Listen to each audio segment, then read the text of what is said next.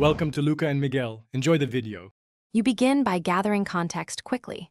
Look at mutual friends, tagged images, and comment threads to pick up names or nicknames.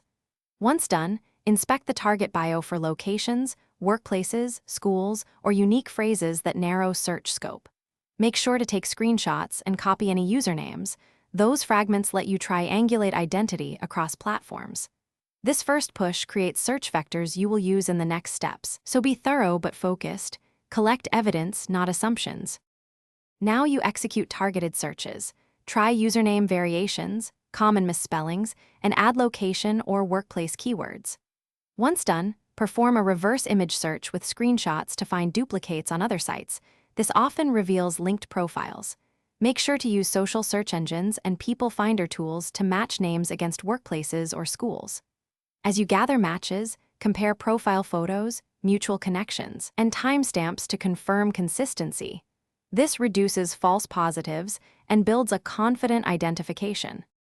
Finish by confirming your hypothesis. Send a polite direct message or ask a trusted mutual friend to verify identity without pressuring anyone.